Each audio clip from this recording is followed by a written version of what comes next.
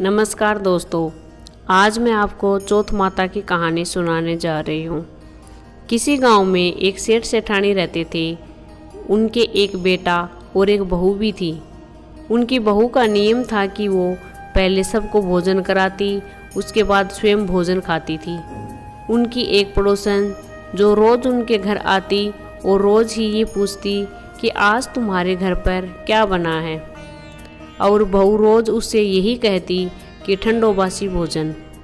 एक दिन बहू ने बहुत सारे पकवान बनाए।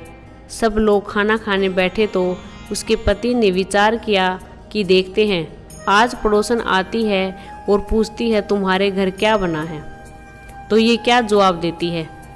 घर के सभी लोगों ने एक साथ बैठकर भोजन कर लिया।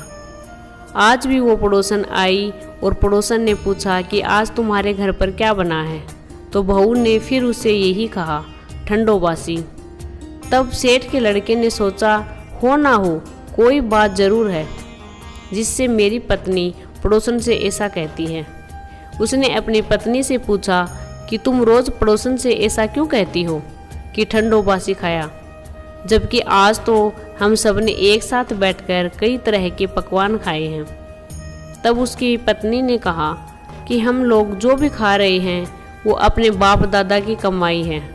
जिस दिन आप कमा कर लाओगे उस दिन मैं समझूंगी कि ताज़ा भोजन कर रहे हैं। फिर लड़के ने अपनी पत्नी की बातों पर विचार किया और उसने अपनी माँ से कहा, माँ मैं एक बड़े शहर में कमाई करने जा रहा हूँ। तब उसकी माँ ने कहा, बेटा अपने पास तो इतना धन है, फिर तुम क्यों शहर जाना चाहते हो।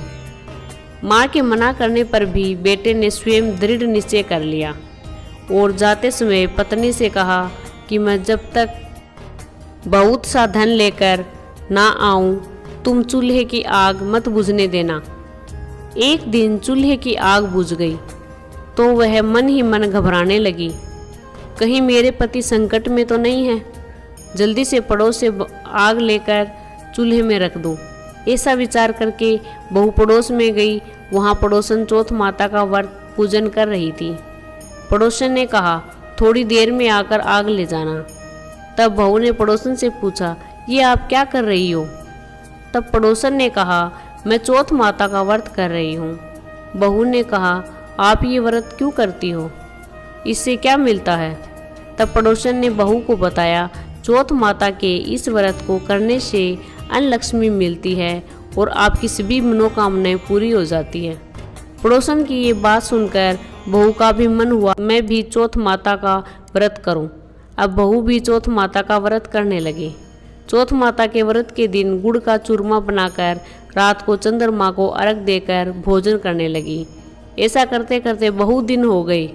चौथ माता ने उस बहू के पति को स्वप्न दिया कि साहूकार का बेटा तू जागे कि सोए, तेरी पत्नी तुझे बहुत याद कर रही है, घर जाकर उसकी चिंता बता। तब साहूकार के बेटे ने कहा कि मैं अभी कैसे जाऊं, अभी तो मेरा हिसाब किताब बाकी है। एक बार हिसाब किताब चुकता हो जाए तो मैं जाऊंगा। तब माता ने कहा, तू दुकान खोलकर बैठ जा, तेरा हिसाब किताब चुकता हो जाएगा। अब तो चौथ माता ने जैसा कहा था वैसा ही हुआ। उसने घर जाने की तैयारी की और गाड़ी भरकर धन दौलत लेकर चल दिया।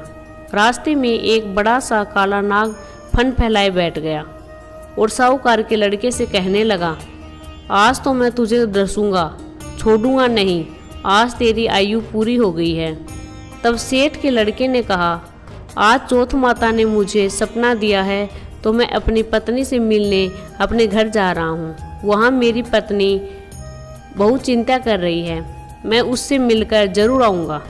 नाग ने कहा, तुम शपथ पूर्वक कहकर जाओ, तब मैं तुम्हें जाने दूंगा, परंतु लौटकर नहीं आए तो तुम्हारे घर आकर मैं तुम्हें डस लूँगा। इस प्रकार उसको वचन देकर अपने घर पहुँच गया। वहाँ सभी ने हंसी खुशी उसका स्वागत किया और सब लोग भोजन करने बैठ गए। साहूकार का लड़का बहुत उदास था तो उसकी पत्नी ने पूछा, क्या हुआ, तुम उदास क्यों हो।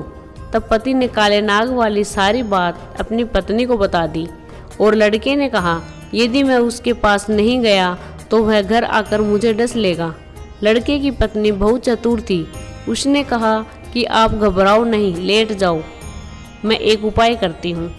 पत्नी ने कमरे की 7 पेड़ी धोई। पहली पेड़ी पर रेत, दूसरी पेड़ी पर इत्र, तीसरी पैर गुलाल, चौथी पैर कुमकुम केसर, 5वीं पैर लड्डू पेड़ा, 6ठी पैर दादी गलीचा, 7वीं पैर दूध का कटोरा भरकर रख दिया। इस प्रकार वह सारी पेड़ी सजाकर बैठ गई। आधी रात होते ही नाग आकर पेड़ी पर चढ़ने लगा।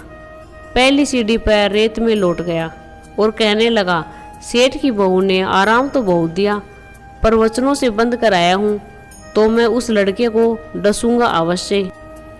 इस प्रकार 7 पेड़ियों पर नाग आराम करता हुआ और कहता हुआ कि डसूंगा जरूर कमरे में जाने ही वाला था कि चौथ माता ने विचार किया कि मैं अगर इसे नहीं बचाऊंगी तो मेरे धर्म वचन व्रत कौन मानेगा, कौन पूजा करेगा। अब तो गणेश जी, चंद्रमा जी, चौथ माता ने उसे बचाने का विचार किया।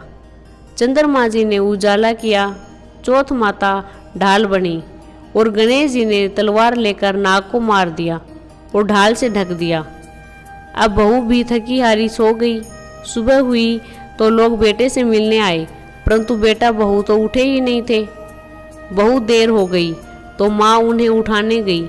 माँ ने 7 पेड़ियों पर जो कुछ देखा तो वह बहुत घबरा गई और बेटा बहू को आवाज़ लगाने लगी। बेटा बहू उठे तो देखा कि एक ढाल तलवार वहाँ पड़ी है। जब बहू ने ढाल उठाई तो वही काला नाग मरा हुआ पड़ा था। बेटा बहू ने सोचा, आज तो धर्म कर्म करने से हमारी रक्षा हुई। भगवान गणेश और चौथ माता ने हमारी रक्षा की है। हे चौथ माता, जैसे आपने सेठ के बेटे बहू की रक्षा की, वैसे ही अपने सभी भक्तों पर अपनी कृपा सदा बनाए रखना, उनकी सदा रक्षा करना। जय हो गणेश भगवान की, जय हो चौथ माता की।